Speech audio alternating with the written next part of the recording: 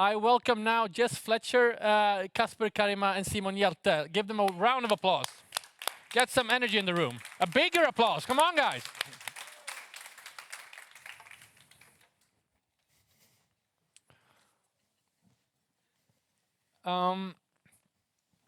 So I wanted to have a session to talk about how brands can implement new technologies, new practices, and I think this lineup of speakers is very well poised to talk about this. Let's start in Sweden. Simon, you're the CEO and co-founder of NOMS. Sometimes when we talk, you say that you want to create a sustainable Shein. Maybe we can start there. What do you mean by that? Is that even possible? Well, yes, it is. First of all, I understand that that is a contradictive, but a cheeky statement that gets people's attention, and it gets them to focus on that. What I'm trying to get across is that we're data-driven and real time. But of course, we have a whole different set of values that span more from what maybe all of us take for granted when it comes to common sense that somebody mentioned before. The sustainability is, of course, the core value, but also producing and selling garments or textile items in the market space need to happen in real time. So that's what we do, and that's what we say a cheeky statement of sustainable Shein, because people know Shein, but maybe they don't really know how they operate when it comes to the tech aspect of things. So describe NOMS for us, and maybe let's just a couple of words on your background, because you've done many things in the fashion industry before doing this startup. Yeah. I was born into the male fashion industry because it didn't really exist if we go back 20 years ago. You still walked into department stores and went to where you buy jackets.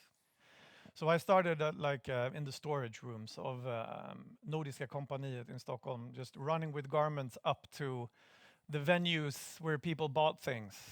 At a time where Lindeberg was launching their first male brand, Filippa K did as well, and Illegal, Illegal, Wired, all of these came at the same time.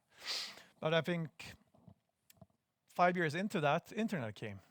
And I kind of thought to myself that this is a really bad business model because we have costly stock down there that demands people running up and down, and then we put it on sale already now. And the competition is only growing, and the only one, if anyone, will make money out of this, it will be the one who owns the real estate, not the fashion brand. So long story short, I worked my way through the industry, educated myself to a tailor and a pattern maker to map discrepancies, basically. What's the difference between 1 and 1,000? What shortcuts do you take? What shortcuts are valuable for a business and a brand, and what's important for a customer? So, well, you mentioned before. Maybe we can talk a little bit about how you define the problem in the industry today, because you are actually trying to attack the problem. Can you just elaborate a little bit more on that? Yeah. This kind of overstock problem. What does that look like to you? I mean, we were just talking about this. You do it sporadically with everyone because everyone experiences it, no matter where you are in the value chain, which I think needs to be exchanged for a value network, which everyone is talking about. Like, you need to cooperate more. But I would say that the industry is fragmented in a chain where you put enormous amounts of time in middlemen who are concerned about their own margins. Everyone is. And what you end up with is a guesstimate at best. And ever since we were putting bloggers in front rows, demand happened instantly. But the supply doesn't reach the actual consumer before the demand has long passed. So I would say that that's a problem, but it all goes back to how we produce the things. So that's why we focus on solving the production model, I would say. So you have a kind of on-demand type production facility in. I would go further and say that we're developing a real-time producing factory, or a real-time producing solution that will be available for others to utilize when we talk about our ultimate vision further down the road. We'll get back to that. Jess, you're the founder of Son of a Tailor. You have a brand, but you've also thought very hard on this kind of supply chain issue. Do you agree with Simon on the problem, stating the problem in the industry, or do you have another definition of the problem in the industry right now? Oh, I agree 100%. The problem of the industry, I think, is that we have, for extremely simple products, when we compare to other industries, you have extremely complicated supply chains and very, very long supply chains. And by making them less complex, we can reduce a lot of waste in what we do. It would be a lot easier to compare it to with demand, as Simon is trying to do, and we will get a lot closer to a demand-driven model. Actually, that will just remove a lot of the discounts we see, a lot of the overconsumption, and also a lot of the waste. Maybe you should describe for people who don't know the brand Son of a Tailor. You've been doing this now for I think a decade or so. What has this journey been like? You started out with t-shirts. Yeah, so I came into this as a production engineer, kind of like fallen in love with the lean manufacturing principles. And again, what I saw was a very, very complicated model that with technology could be simplified a lot. So that's really what I wanted to do. I saw what I thought was a blue ocean in making T-shirts on demand and also made to measure as the first company in the world. So that's where we started, and now we broaden out to more categories. But we are still very kind of like engaged in T-shirts, to be honest. And what do you do differently than the common practices in the industry? Yeah, so first of all, we do made to measure for T-shirts, which hardly anybody else does. We have gotten a few who does it as well now. We also make made to demand, and we do it. 50% of our supply is coming from our own manufacturing place. We still use suppliers, but we actually insource a lot. This summer, we also insourced our own logistics hub. Before long, we will also insource. We are looking at insourcing washing and finishing to make the supply chain less complex. So you can say instead of trying to fix, as we heard before, 6 million data points, we're just trying to remove data points. So trying to remove the root cause to a higher degree. And in this process, the past 10 years, developing this, even buying up your own production facilities, what has that process been like? What is some of the learnings been like? Has it been as easy as you hoped or as difficult as you thought? I mean, we are still now we are a decade in, right? And we are 45 employees, so we are not a huge company, and we are the leader in the world for what we do. So you can say, okay, you've done well because you are the leader, but you can also get quite demotivated of the industry not being bigger in made to order. So you can definitely look at it from both perspectives. And if you go 10 years back, scholars would definitely tell you us that we were on the right model, that this would be how the future look like, and they still do, by the way. So that's of course also good, I guess. This is also one of our most Nordic panels. So we have Sweden, Denmark, but also Finland. Kasper, I want to get over to you, and I'm obsessed about this idea of how do we define the problem, because I feel like there's so much to learn from the way we frame the issue. So how do you frame the problem that you're trying to solve in the fashion industry right now? Yeah, that's of course a huge question. I think what comes to fashion and its core, at least for myself, is that the consumers and myself need a sense of belonging and meaning for myself. And that meaning, in a brand-wise, doesn't have to be a Virgin T-shirt.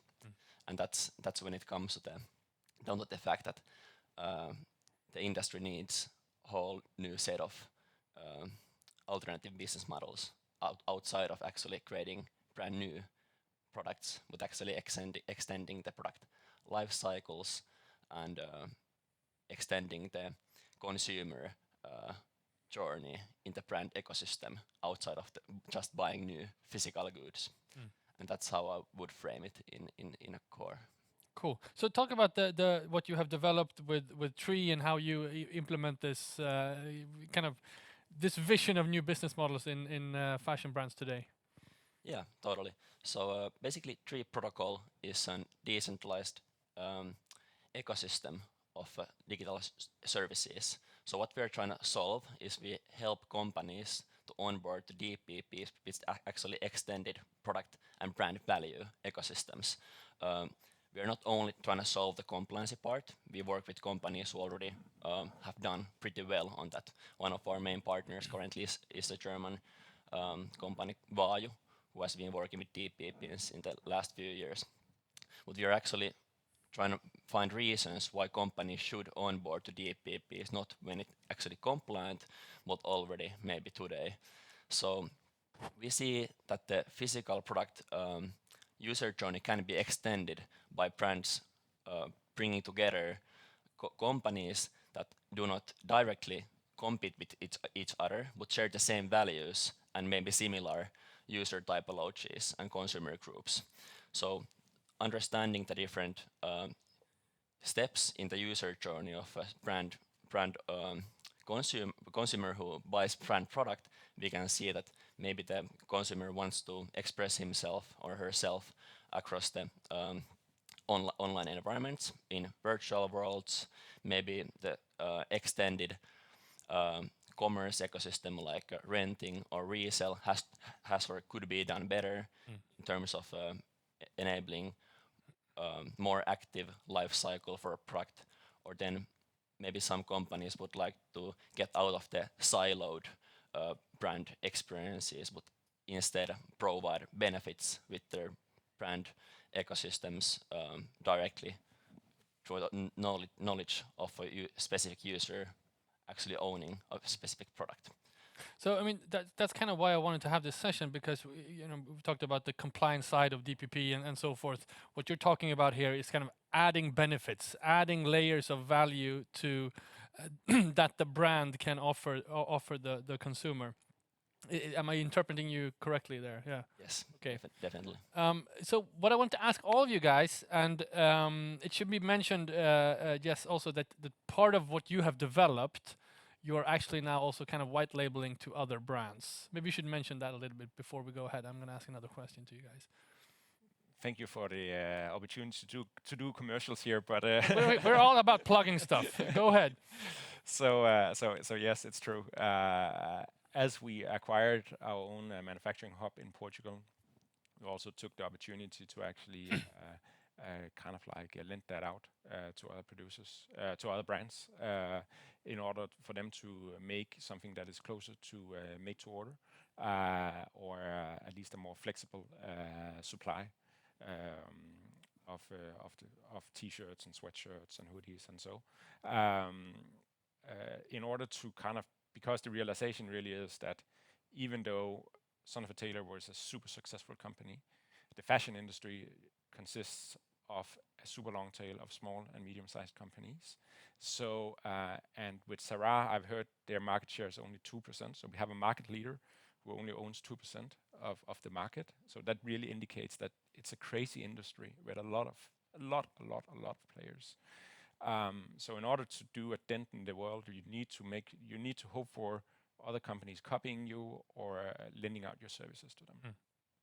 So yeah, I love that. And what I wanted to get at is that all three of you represent kind of a new paradigm, or want to offer a new way of selling fashion and operating fashion. And what I wanted to ask is the industry ready? What is the reaction from the market? So this is the ask for all of you.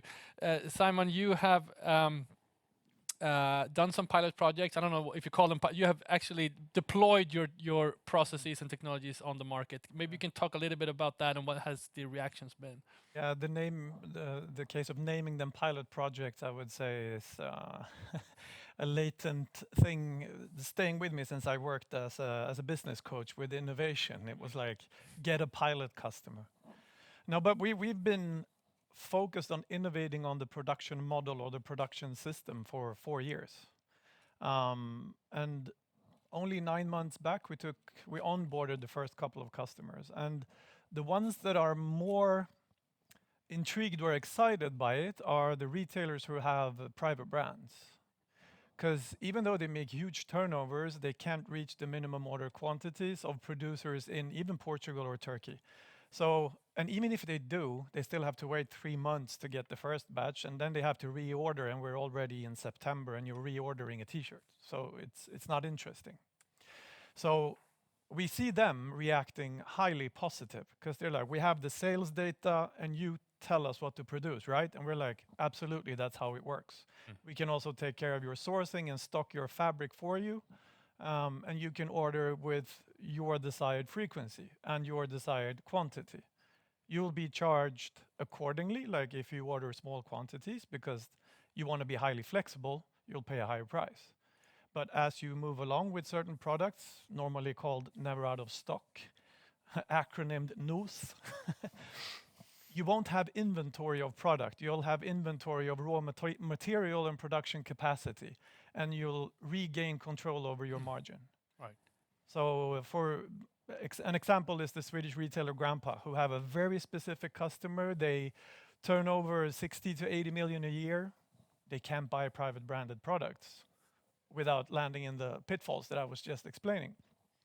So they're like, okay, now we need to see what other brands, except for our own, that we will invest more heavy in, that work like this, because this makes a lot more financial sense. So we're very business model focused. I mean, I come from the multi-brand contextual side in the beginning.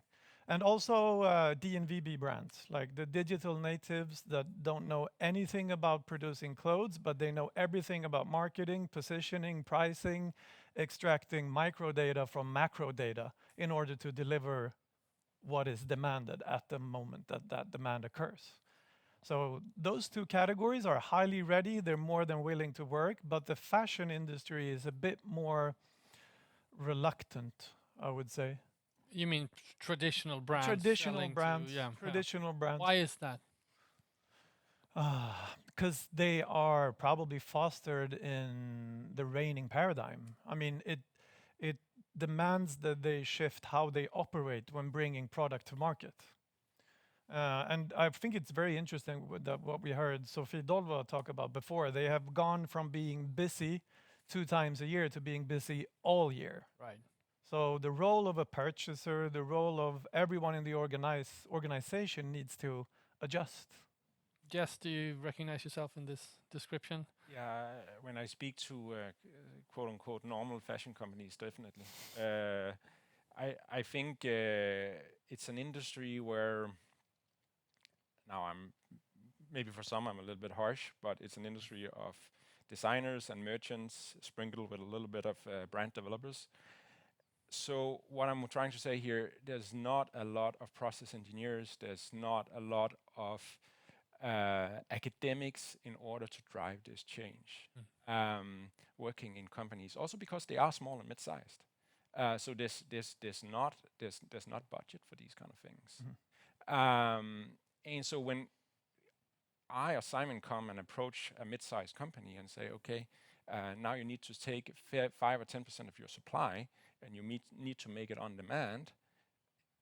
If you're lucky, the CEO, he would previously have been the CFO, so he has the finances, he has the understanding of the value of stock and the cost of stock. And he would say, yeah, that's a great idea, let's go implement it then. But then when it hits the floor, there's nobody to implement it. These kind of new ideas, while we have an industry that is running in these kind of like, it is still running, I would claim, in Fashion Week circles, which are happening 2 times a year. And that's where the orders, to some extent, are being made still. So when Simon and I come and say, hey, we need to make on demand all the time, throughout the year, you need to come to us every 3rd week and tell us what you need to get produced. Then they will tell you, but we already put our orders. Yeah. Right. So they're caught up in this circle that already exists, and it's really hard from a talent perspective, but also just from an overall perspective to break out of. New brands can do it; they can reinvent it, but existing brands have a very hard time doing it. Well, So it's a true innovator's dilemma. yeah, but you're putting your finger on something, and the pushback would be: is the industry even ready for new business models? Or can they do it, or is it only the new players, the disruptors, the startups, the one without the baggage, let's say, that can actually operate differently? Of course, it can be done. Of course, change can come through, and eventually it will. These kind of like infrastructural changes takes time, and there needs to be somebody who breaks the ice and go to show, okay, this can actually work. And we do definitely have examples throughout history that it has been done. I think there's this very old, very classic example of Inditex versus H&M, right? Inditex being a lot more kind of like on-demand driven, being a lot more local in their supply, being a lot closer to their suppliers, as opposed to H&M, who has a much more global, much more complex supply chain. And H&M, they are making money. Zara and Inditex are making money. H&M are not. So we actually do have an example of this that is already ongoing. And so eventually there will be adoption, I think, across the industry, because it's not only a more sustainable model, but it's also economically more sustainable model.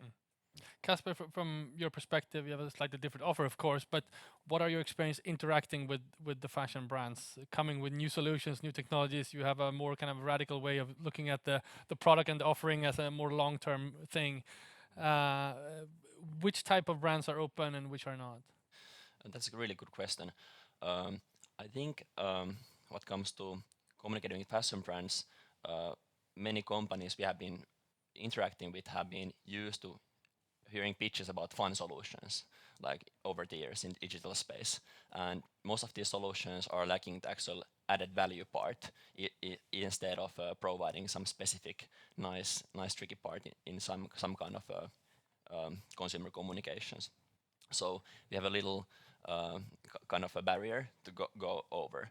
But I think like currently the brands we have been mostly operating with are pretty young, dynamic, and maybe like the leadership of the company is also really digital native, so they understand the questions and the opportunities in the space which we are offering. And also, of course, like in this panel, it's really interesting to be, because like you guys are coming from the fashion world, but I have been born into the digital service design space, so even more that I'm a brand enthusiast. I've been always a service design geek since like middle school, building applications. And when it comes to like the wider shift in the online and digital environment, as seeing like small and mid-sized companies over my career so far, the issue has been that the most of the data and the consumers have been trapped into these big ecosystems of gatekeepers, as we call them, so Meta, Google, these kind of Facebook environments. But there's like shift that we have seen breaking now. At the same time, we are going through the eco design regulation. We also have like the European digital regulations coming out, which are breaking the barriers of specific data ecosystems. So that provides a lot of opportunities for the cross-platform interoperability. So instead of consumers logging into specific services, they're able to take their own data, which might be, for example, in this case, the ownership information of a specific brand product, and running through across services with the same information, which has never been actually possible, even for example through Apple Store restrictions. And that's what we've been up to. But yeah, I'd like to highlight one of the brands we are super excited to work with as a Finn. We are working with a Finnish company called Vein, and Vein has a super interesting background of working with digital services previously. 1 year ago they came up with EA Sports integration without any DPP related stuff, so they were able to sell their goods in digital format in NHL 2K23, I'd say the NHL game, and that was one of the great experiences they've done. Also, McDonald's collaboration in the virtual environment was a huge success for them. So this company, for example, through the global PR they have achieved through the previous uptakes they have done, has been super keen on exploring with us the digital space and the already existing partners. So currently with the Vein, we have been building ecosystem of second-hand store, virtual game, which we all know the brand of, which I cannot drop here yet, so I have to wait for a minute, and then digital subscription for a known magazine. Right. So this kind of ecosystem. So, but any new kind of implementation of a new business model kind of also disrupts how we view the brand. And unfortunately, we have to wrap this up. We have so much other to do. But maybe Simon, can you reflect a little bit on what happens to the brand? What opportunities are there for thinking around branding in a different way when you operate differently? I mean, to start off, why NOMS even exists. We're a bunch of buyers, production buyers from the creativity side who got frustrated with the production model. So we had to create a new one, because you can't really go blame everyone unless you do something. So. But in terms of design, like, that's constant innovation. And if you do it good, you speak with very few words in a very clear way to a very specific community. And that, in terms of value, when I look at fashion, is not enough respected in terms of how much you can extract. So if you to create an analogy, if you look at music and you have a producer, they copyright their doing. And then they let people sample that doing, and they continue to make money. If you understand the analogy, I think that's a huge opportunity for brands, because you can really, what we're trying to do is produce effortlessly. Don't even think about it. Focus about your brand, because we don't need more tech. There are ERPs, PLMs, PIMs. We don't need to develop that. We as a producer can extract the data from those programs into our production, so that the production buyer, sadly to say, doesn't really have to exist. But what will happen instead is that the tech aspect will push production in alignment to your KPIs, to talk about business. And then you have tremendous amounts of designers who contribute to your library that produces over and over again, whenever it occurs in demand. So huge opportunities. And imagine if someone would dare to put their label on a 5-pocket jean. Like if we have our production library and Acne would only put their labels on there, none of their garments. So, I'm looking to produce a 5-pocket pant called Denims. I want an Acne label. Oh, that's 4,000 kroners on the market. I'll go for an Arcade label instead. What's that? I mean, that's moving into true design, creativity, and brand value. So I think we need to move on more bravely as designers, the ones who work with the creativity. We need to move on more bravely. I think we'll end it there. My mind blown is a little bit about all the options, but these are so much food for thought. Jess, Fleischer, Kasper, Karimaa, and Simon Hjelte, thank you so much for sharing your insights today. Thanks for having us. Thank you.